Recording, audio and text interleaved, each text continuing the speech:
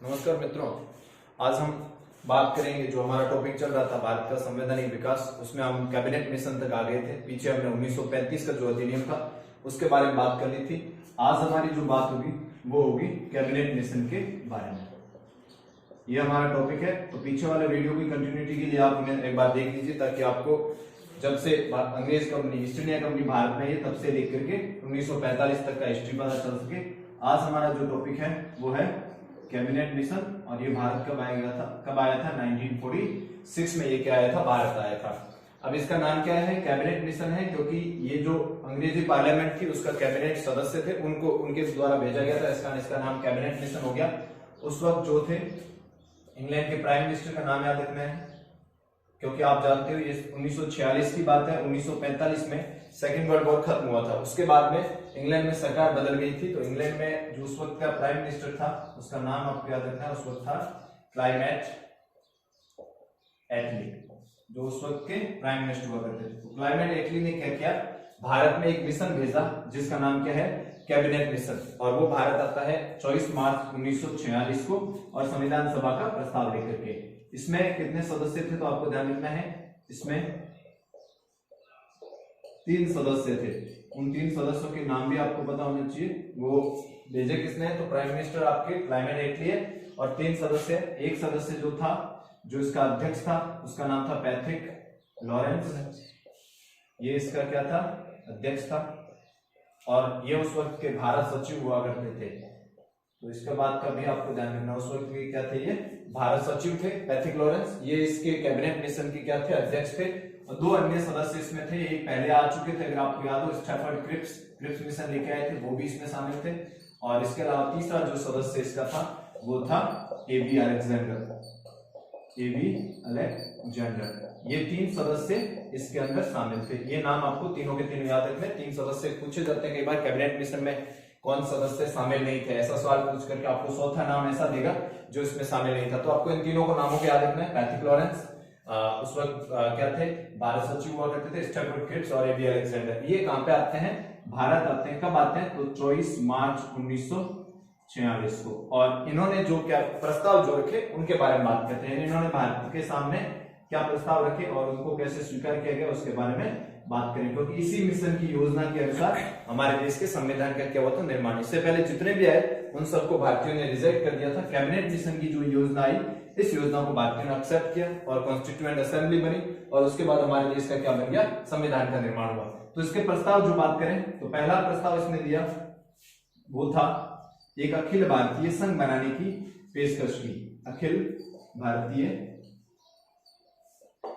संघ का निर्माण, ये बात इन्होंने कही। अखिल भारतीय संघ का मतलब हुआ, उस वक्त अगर आपको याद हो तो बहुत सारी क्या हुआ करती थी, भारत बहुत सारी देशी रियासतों में बटा हुआ था। उन सबको एक करके क्या बनाया जाए, अखिल भारतीय संघ बनाया जाए, ताकि उस पूरे क्षेत्र के लिए क्या बन सके, एक संविधान बन सके। ऐसा नहीं कि अलग अलग रियासत हो। जैसा आपको मैंने क्रिप्स मिशन के दौरान बताया था कि क्रिप्स मिशन में क्या था, क्रिप्स मिशन में ये कहा गया कि अगर राजाओं को लगता है कि उन्हें अलग से संविधान बनाना अपनी रियासत के लिए, तो वो अलग बना सकते हैं। कांग्रेस ने इसको क्या कर दिया, अस्वीकार कर दिया, क्योंकि अब कोई भी राजा ऐसा नहीं होगा जो चाहेगा कि उसके लिए अलग संविधान नहीं हो, सभी अलग अलग बनाएंगे। लेकिन इसमें क्या कहा गया, पहली बार कैबिनेट मिशन में कहा गया कि एक अखिल भारतीय संघ का निर्माण किया जाए, सभी रियासतें उसका हिस्सा बने और उन सबको एक संघ में शामिल किया जाए, और उसके बाद उसके क्या किया जाए, संविधान का निर्माण किया जाए। ये बात कही गई।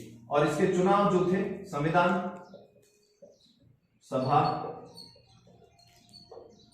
के गठन का प्रस्ताव रखा गया। और किसका प्रस्ताव रखा गया कि इन अखिल भारतीय संघ बनेगा, उसमें से क्या किया जाएगा, एक संविधान सभा का गठन किया जाएगा। और ये संविधान सभा कैसे बनी हुई होगी उसके बारे में बात करें तो इन्होंने कहा जो ब्रिटिश भारत है, संविधान सभा में ब्रिटिश भारत से कितने सदस्य आएंगे, तो ब्रिटिश भारत से इन्होंने कहा 296 सदस्य, और देसी रियासतों से कितने आएंगे, तो देसी रियासतों से इन्होंने कहा टोटल जो सदस्य आएंगे वो आएंगे 93। तो 296 सदस्य कहां से आएंगे, ब्रिटिश भारत से। ब्रिटिश भारत का मतलब होता है उस वक्त ऐसे क्षेत्र, ऐसी रियासतें जो अंग्रेजों के अधीन थी, अंग्रेजी सरकार द्वारा सीधे नियंत्रण में थी, उसे ब्रिटिश भारत कहते हैं। देसी रियासतें उन्हें कहते हैं जो किसके द्वारा, देसी राजाओं द्वारा देशी सामंतों द्वारा चलाई जाती है उससे। तो 93 सदस्य वहां से आएंगे, कुछ सदस्य क्या होंगे, मनोनीत होंगे।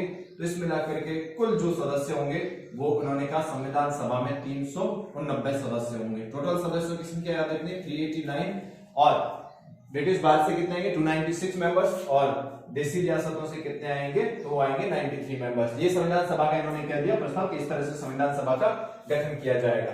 इसके बाद क्या कहा गया कि चुनाव जो है, चुनाव अप्रत्यक्ष विधि से करवाया जाए, अप्रत्यक्ष विधि से करवाया जाए। उसका रीजन क्या था, अप्रत्यक्ष विधि से करवाया जाए, उसका रीजन ये था क्योंकि प्रत्यक्ष विधि को लागू करने में बहुत ज्यादा टाइम लग जाएगा और भारत के पास इतना टाइम नहीं था कि वो उस चीज को क्या कर सके, लागू कर सके। इस वजह से क्या किया गया, अप्रत्यक्ष विधि से चुनाव हुए, यानी जो ये 389 सदस्य चुनाव चुन के आएंगे। एक तो पहले बात तो ये ध्यान रखना, चुन के आए थे, लेकिन विधि कौन सी थी, अप्रत्यक्ष थी, ना कि कौन सी थी, प्रत्यक्ष विधि। तो इस वजह से ये चुन के आएंगे, ये बात कही गई। इसके अलावा एक आ गया कि एक सदस्य, जो ये 390 सदस्य हैं, तो एक सदस्य जो है, एक सदस्य 10 लाख की जनसंख्या का प्रतिनिधित्व करेगा, 10 लाख की जनसंख्या का प्रतिनिधित्व करेगा। ये उस वक्त की बहुत इंपॉर्टेंट बात थी कि एक सदस्य कितनी जनसंख्या का प्रतिनिधित्व करेगा, तो एक सदस्य 10 लाख की जनसंख्या का प्रतिनिधित्व करेगा। ये बात ध्यान रखनी है। यानी ये 390 सदस्य देश के अलग अलग हिस्सों से आएंगे, लेकिन उसका एक सदस्य जो होगा वो कितने लोगों की जनसंख्या का प्रतिनिधित्व करेगा, 10 लाख की। इसका मतलब हुआ भारत में कौन सा लोकतंत्र विकसित होने वाला था, प्रत्यक्ष की बजाय प्रतिनिध्यात्मक लोकतंत्र। देखो लोकतंत्र दो प्रकार का होता है, एक होता है प्रत्यक्ष लोकतंत्र और दूसरा होता है प्रतिनिध्यात्मक लोकतंत्र। प्रत्यक्ष लोकतंत्र उस लोकतंत्र को कहते हैं जिसमें जनता क्या लेती हो, सीधे तौर पर भाग लेती है, उसे हम प्रत्यक्ष लोकतंत्र कहते हैं। ऐसे उदाहरण आपको स्विट्जरलैंड के संविधान में मिल सकते हैं, स्विट्जरलैंड के। और प्रतिनिध्यात्मक लोकतंत्र विश्व के जिन देशों की जनसंख्या ज्यादा होती है वहां पे ये होता है। तो भारत में कौन सा लोकतंत्र स्थापित हो गया, प्रतिनिध्यात्मक लोकतंत्र स्थापित हो गया। ये बातें किसकी थी, कैबिनेट मिशन की। इसके अलावा इन्होंने क्या किया, बहुत इंपॉर्टेंट फैक्ट ये था, पाकिस्तान निर्माण की मांग को अस्वीकार कर दिया। ये फैक्ट याद रखना है अपना, पाकिस्तान निर्माण की मांग अस्वीकार। इन्होंने कहा पाकिस्तान जैसा कोई देश अलग से नहीं बन सकता है, कैबिनेट मिशन ने इसको अस्वीकार किया। लेकिन बाद में क्या कर लिया गया, माउंटबेटन योजना के तहत पाकिस्तान बना दिया गया। उसकी बात हम आगे करेंगे। तो आपको ये ध्यान रखना है, पाकिस्तान निर्माण की मांग को अस्वीकार किया। तभी तो उन्होंने कहा था क्या बनाया जाए, अखिल भारतीय संघ बनाया जाए जिसमें सभी शामिल हो। और इसमें जो ये एक सदस्य जो सुनकर के आएंगे, मुस्लिम जो है, क्योंकि पाकिस्तान निर्माण की मांग को अस्वीकार किया तो मुसलमानों को पूछना होगा। मुस्लिम सदस्य जो होगा वह मुस्लिम सदस्य मुस्लिम जनसंख्या द्वारा निर्वाचित होगा, मुस्लिम जनसंख्या द्वारा निर्वाचित होगा। यानी मुस्लिम कोई सदस्य आता है इनमें से तो उसको वोट कौन देगी, सिर्फ मुस्लिम जनता देगी। ये प्रावधान भी रखे गए। ये मुख्य प्रावधान थे, मुख्य प्रावधान जिसके तहत क्या किया गया, इनका निर्माण किया गया। अब देखिए आप इसमें टोटल सदस्य याद रखने और ये सारे आपको क्या याद रखने, इसके अंदर प्रावधान याद रखने कि किस तरह से इन प्रावधानों ने क्या किया, काम किया। क्या प्रावधान है, अखिल भारतीय संघ बनेगा, संविधान सभा का गठन का प्रस्ताव, टोटल सदस्य आपको ध्यान रखने 390, और उसके बाद में जो ब्रिटिश भारत से आएंगे 296 सदस्य, देशी रियासतों से कितने आएंगे 93 सदस्य, चुनाव अप्रत्यक्ष विधि से होंगे, एक सदस्य 10 लाख की जनसंख्या का प्रतिनिधित्व करेगा, पाकिस्तान निर्माण की मांग क्या कर देगी, कैंसिल कर देगी, और एक मुस्लिम सदस्य को मुस्लिम जनसंख्या द्वारा ही क्या किया जाएगा, निर्वाचित किया जाएगा। ये कुछ महत्वपूर्ण मांगे हैं, प्रस्ताव है जो किसके द्वारा प्रस्तुत किए गए थे, कैबिनेट मिशन के द्वारा उस दौरान प्रस्तुत किए गए थे। सबको बेर है।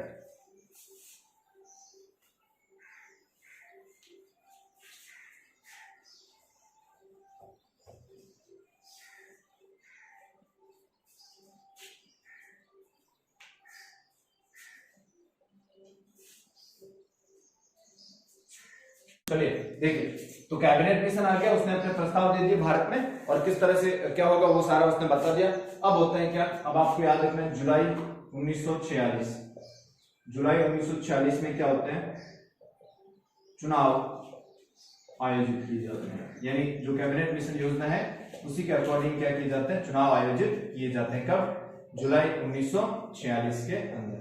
अब जब जुलाई 1946 में क्या कंडक्ट किए जा रहे हैं, चुनाव कंडक्ट किए जा रहे हैं, तब क्या होता है, जो कांग्रेस पार्टी है चुनाव में भाग लिया और कांग्रेस पार्टी सबसे बड़ी पार्टी के रूप में उभर कर सामने आई और कांग्रेस को उस वक्त सीटें मिली, वो थी आपके 208 सीटें। ये कांग्रेस पार्टी को 208 सीटें मिली। जो मुस्लिम लीग पार्टी लड़ी थी चुनाव, उसको बहुत कम सीटें मिली, तो मुस्लिम लीग को सीटें मिली, वो सीटें मिली आपके 73 और बाकी अन्य को सीटें मिल गई। तो कांग्रेस यहाँ पे बहुमत में आ गई। मुस्लिम लीग को लगने लगा कि उनका सरकार में क्या रहेगा, कोई खास स्टेटस नहीं रहेगा, तो उन्होंने क्या किया, अंतरिम सरकार में शामिल होने से मना कर दिया। अंतरिम सरकार कब बनी, 2 सितंबर 1946 को। तो उससे पहले उन्होंने क्या किया, अंतरिम सरकार में शामिल होने से मना कर दिया। फिर वेवेल के मनाने पर क्या हो गई, मुस्लिम लीग किसमें शामिल होगी, अंतरिम सरकार में शामिल होगी। तो 2 सितंबर 1946 को अंतरिम सरकार का गठन हुआ।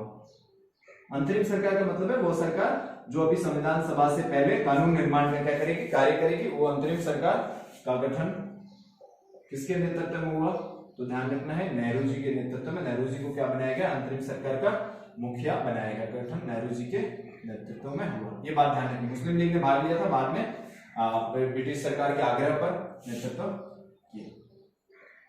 अब चुनाव हो गए, अंतरिम सरकार का भी गठन हो गया। इससे पहले मुस्लिम लीग को अगर आपको याद हो तो 16 अगस्त 1946 को क्या किया, प्रत्यक्ष कार्यवाही दिवस मनाया बंगाल में और वहां पे सांप्रदायिक हिंसा बढ़ गई। इन्होंने प्रत्यक्ष कार्यवाही का मतलब ये था मुस्लिम लीग का कि हमें भारत में शामिल नहीं होना है, हमें भारतीय संविधान निर्माण में शामिल नहीं होना है, हमें अलग देश चाहिए, उसके लिए हम अपना खुद का संविधान बनाएंगे और पाकिस्तान निर्माण की मांग को जोरों पे पकड़े और देश में क्या भड़क गई, सांप्रदायिक हिंसा भड़क गई। अब अंतिम सरकार बन गई है, तो अब क्या होगी, संविधान सभा निर्माण की प्रक्रिया शुरू होगी।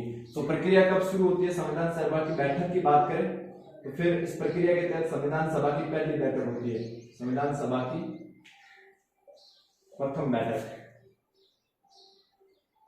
आप सीक्वेंस में याद रखिए, आपको अच्छे से याद रह जाएगा। सीक्वेंस में कैसे, मैंने आपको कैबिनेट मिशन बताया, कैबिनेट मिशन मार्च 1946 में भारत आया, अपनी रिपोर्ट दे दी, अपना प्रस्ताव दे दिए, फिर जून में वापस चला गया। जुलाई में क्या हो गए, देख लो चुनाव हो गए। ये कांग्रेस को 208 सीटें, मुस्लिम को 73 सीटें, अन्य को सीटें मिल गई। काफी राजा महाराजा जीते थे उस वक्त, क्योंकि उन्होंने बिना किसी पार्टी के चुनाव लड़ा था और लोगों के क्या थे, लोकप्रिय थे, इस वजह से। और 2 सितंबर 1946 को अंतरिम सरकार का गठन हो गया। देखो सितंबर में ये कुछ हो गया। अब संविधान सभा की पहली बैठक होती है, तो ये डेट सबसे इंपॉर्टेंट हो जाती है, बाकी वाले आपको नहीं रहेगी चलेगा। ये डेट है 9 दिसंबर 1946।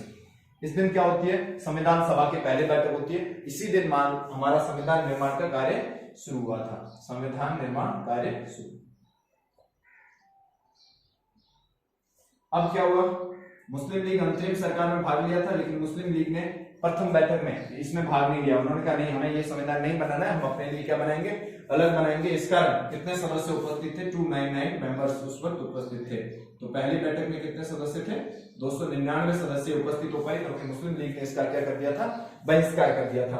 अब जब बैठक हो गई है तो क्या चाहिए, अध्यक्ष चाहिए, लेकिन स्थायी अध्यक्ष तो नहीं बन पाए। तब किसको बनाया गया, एक अस्थायी अध्यक्ष बनाया गया। ये परंपरा कहां से ली गई है, तो ध्यान रखना, फ्रांस से ली गई है। जब आपके पास अध्यक्ष नहीं हो स्थायी, तब क्या अस्थायी अध्यक्ष बना सकते हैं, जिसको हम क्या कहते हैं, प्रोटेम स्पीकर। और ये प्रोटेम स्पीकर कौन होते थे, जो सबसे वरिष्ठ क्या है, वरिष्ठतम जो सदस्य उसे बनाया जाएगा। और उस वक्त जो वरिष्ठतम सदस्य थे उनका नाम था सच्चिदानंद सिन्हा।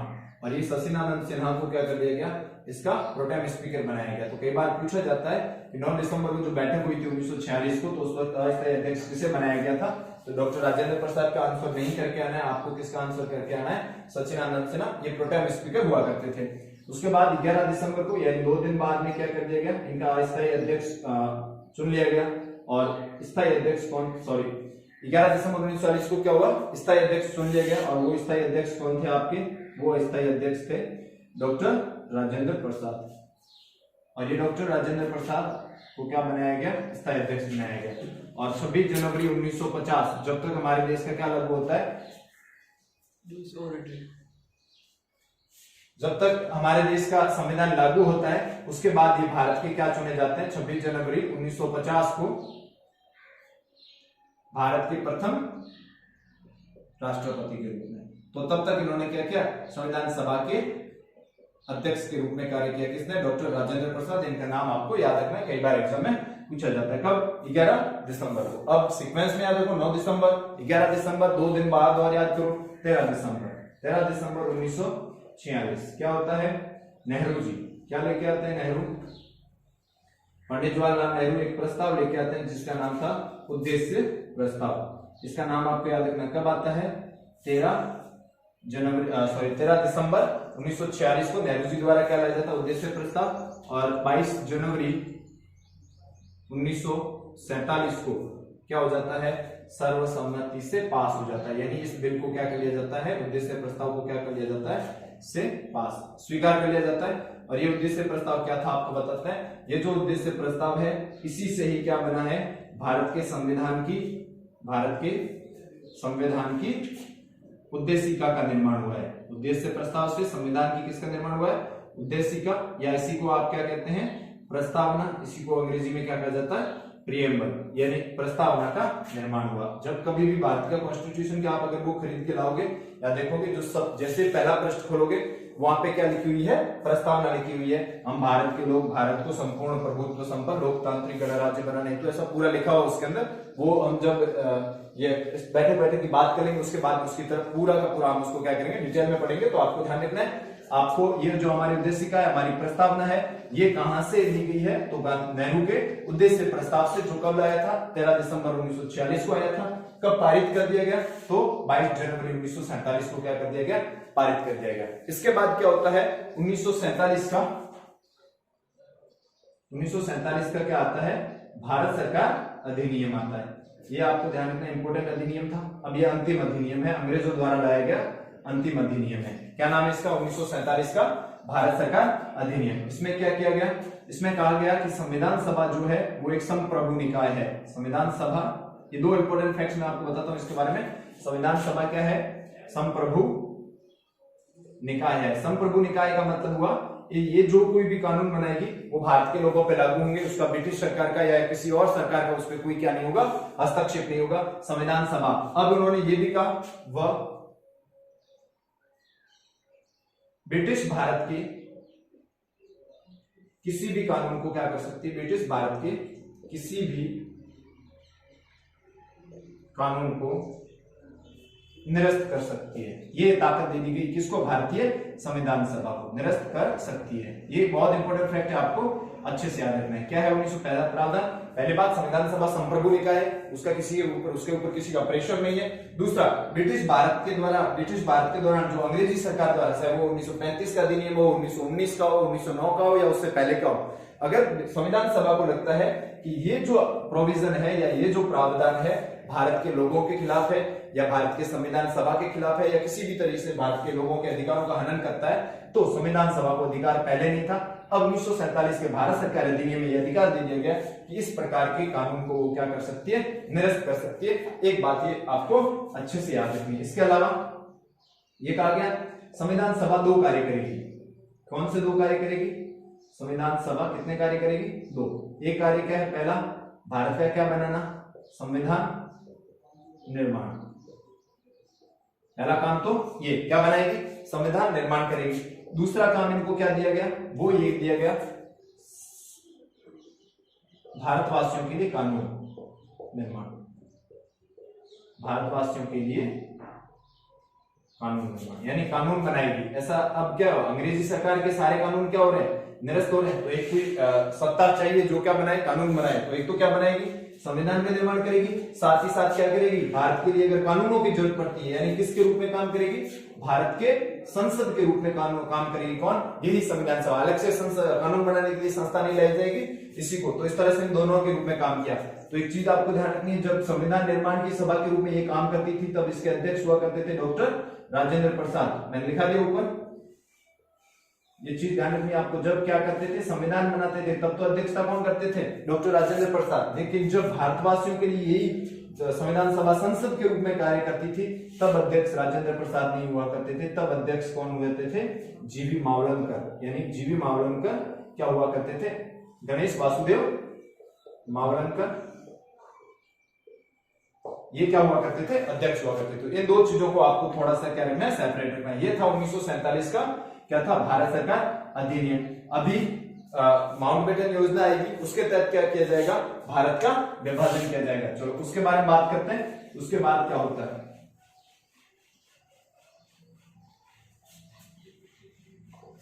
पहले वेवेल भारत के क्या हुआ करते थे, वेवेल भारत के गवर्नर जनरल हुआ करते थे। अब गवर्नर जनरल दूसरा व्यक्ति आता है और उस व्यक्ति का नाम क्या है, तो आपको ध्यान रखना उस व्यक्ति का नाम है लॉर्ड माउंटबेटन, और वो भारत आता है, और वो भारत कब आता है, 3 जून 1947 को। और कौन सी योजना लेके आता है, माउंटबेटन योजना। किसके द्वारा लाई गई, लॉर्ड माउंटबेटन द्वारा। और ये लॉर्ड माउंटबेटन जो आपका है, ये अंतिम गवर्नर जनरल है। भारत का अंतिम गवर्नर जनरल कई बार पूछ लिया जाता है, तो आपको ध्यान रखना अंतिम गवर्नर जनरल कौन है, वाइसरॉय कौन है, लॉर्ड माउंटबेटन। अगर पूछ ले अंतिम भारतीय गवर्नर जनरल कौन था, तो उसका नाम याद रखना है, श्री राजगोपालाचारी थे, चक्रवर्ती राजगोपालाचारी थे। लेकिन अंग्रेज कौन अंतिम था, तो लॉर्ड माउंटबेटन। माउंटबेटन योजना के तहत क्या हुआ, क्या किया जाएगा, भारत का विभाजन कर 2 राष्ट्र बनाए जाएंगे, विभाजन कर 2 राष्ट्र बनेंगे। अब वो 2 राष्ट्र कौन होंगे, एक तो होगा हिंदुस्तान, जिसमें कौन से धर्म के ज्यादा, ये सांप्रदायिक आधार पर हमारा विभाजन हुआ था, यानी हिंदू धर्म लोगों के लिए हिंदुस्तान बनेगा, और मुसलमानों के लिए क्या बनेगा, पाकिस्तान बनेगा। तो पाकिस्तान कैसा कंट्री बन जाएगा, मुस्लिम लोगों के लिए कंट्री बन जाएगा। तो ये चीज आपको ध्यान रखनी है, हिंदुस्तान हिंदू के लिए, हिंदुओं का मतलब यहाँ सिर्फ हिंदू नहीं, जैन, सिख, बौद्ध सभी इसमें शामिल थे। मुसलमानों के लिए अलग कंट्री बन गया पाकिस्तान। मोहम्मद अली जिन्ना की जो मांग थी वो क्या होती है, यहाँ पे पूरी होती है, और भारत का विभाजन, क्योंकि बहुत ज्यादा इस दौरान क्या हो रही थी, सांप्रदायिक घटनाएं हो रही थी। इस वजह से विभाजन के अलावा हमारे पास में कोई क्या चॉइस नहीं थी, इसका ऐसा किया गया, और 2 क्या बना दिए गए, राष्ट्र बना दिए गए, हिंदुस्तान और पाकिस्तान। इसमें बहुत ज्यादा पार्टीशन के दौरान क्या हुआ, लोग रिफ्यूजी बन गए एक जगह से दूसरी जगह। जो मान लो भारत में जो मुसलमान रहते हैं, उन्हें हिंदुस्तान से निकल करके पाकिस्तान जाना पड़ा। पाकिस्तान में रहने वाले हिंदुओं को वहां से कहां आना पड़ा, भारत आना पड़ा। और इस दौरान बहुत सारे लोगों को आपस में सांप्रदायिक हिंसा हुई, लोगों को क्या किया गया, मारा गया, और ये बहुत बड़ी घटना थी हमारे देश के लिए। तो इस तरह से योजना आ गई। पहले कांग्रेस ने इसको समर्थन नहीं किया, लेकिन बाद में कांग्रेस, गांधी, नेहरू, पटेल सब ने क्या दे दी, इसको सहमति दे दी, और इस तरह से ये लागू हो गई, और हमारे देश का क्या हो गया, विभाजन हो गया। और कितने, भारत का विभाजन हो गया, कितने राष्ट्र बन गए, 2 राष्ट्र बन गए। ये पाकिस्तान जो है, इसकी घोषणा हुई कि ये 14 अगस्त 1947 को आजाद होगा। इसका ये लोग कब स्वतंत्रता दिवस मनाते हैं, 14 अगस्त को, ये बात ध्यान रखनी है। और हमारा देश आप जानती है 15 अगस्त 1947 को क्या हुआ, आजाद हुआ। और जो आपके लॉर्ड माउंटबेटन है, ये भारत, स्वतंत्र भारत के क्या बने, प्रथम गवर्नर जनरल बने। तो ये भी आपको बात ध्यान रखनी, 15 अगस्त 1947 को हमारा देश क्या हो गया, आजाद हो गया, और पाकिस्तान इस दिन आजाद हो गया, और इस तरह से विभाजन हमारे देश का हो गया। लेकिन संविधान निर्माण का क्या होता रहा, कार्य चलता रहा। फिर आपको एक डेट याद रखनी है, 29 अगस्त 1947 एक समिति बनती है आजादी के बाद में, और उस समिति का नाम क्या है, प्रारूप समिति।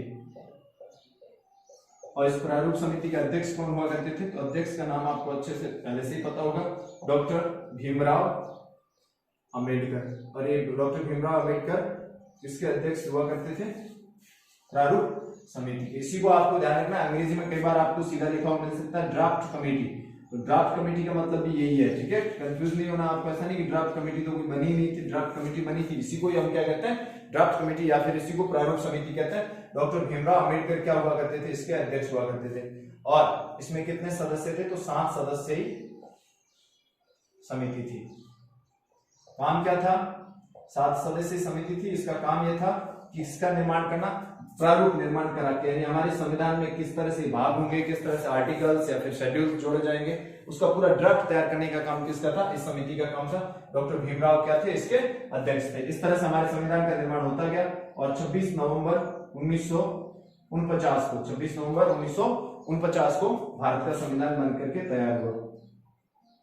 भारत का संविधान बनकर तैयार हुआ, ध्यान रखना, लागू नहीं हुआ, संविधान बनकर तैयार हुआ। कब हुआ, तो ध्यान रखना 26 नवंबर 1949 को। टाइम पीरियड बनता है ये 9 दिसंबर से, अगर आप गिनते हो तो 2 वर्ष 11 माह और 18 दिन, इतने दिन लगे इसको, इतना टाइम लगे इसको बनने में। 11 सत्र चले, वह 165 दिन क्या चली, कार्यवाही 165 दिन तक इसका कार्य होता रहा और 64 लाख रुपए के आसपास क्या है खर्चा है, 64 लाख का खर्च।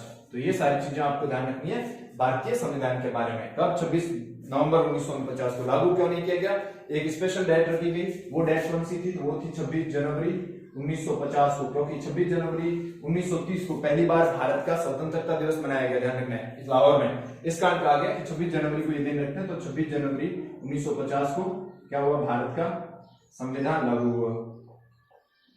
और इसी दिन हम क्या मनाते हैं, लघु व गणतंत्र दिवस मनाया जाता है।